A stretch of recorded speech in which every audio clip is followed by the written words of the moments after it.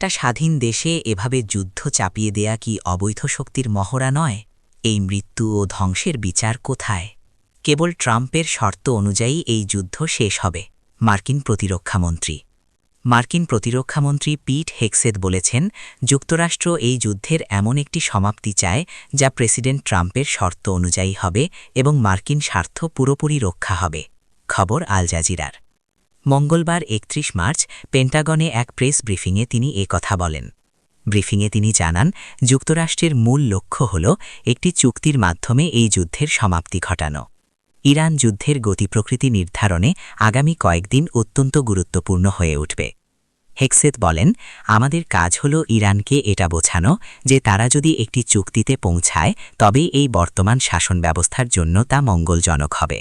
আমরা সেই লক্ষ্যেই কাজ করছি, তবে কোনো চুক্তি সম্ভব না হলে আমরা যুদ্ধ চালিয়ে যেতে সম্পূর্ণ প্রস্তুত।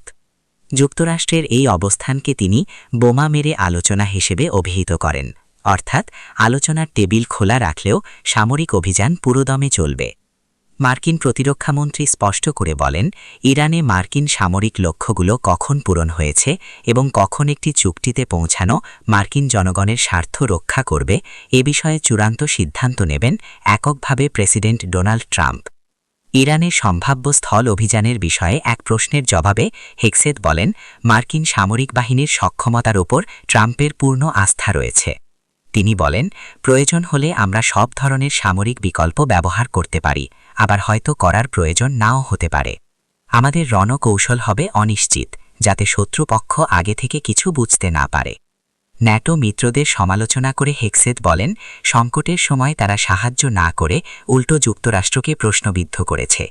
বিশ্বের অন্যান্য দেশগুলোরও উচিত এই গুরুত্বপূর্ণ নৌপথ হরমুজ প্রণালী রক্ষায় এগিয়ে আসা। একটা স্বাধীন দেশকে সন্ত্রাসী কায়দায় হুমকি ধমকি ও অবরুদ্ধ করা এবং অবৈধ শক্তির মহড়ার শেষ কোথায়? পৃথিবীতে কি দুর্বলের ওপর সবলের নির্যাতনের এই অসভ্য নীতি আর কতকাল চলতে থাকবে? বিশ্ব শক্তিগুলোর নীরবতার অবসান চাই খুব দ্রুত।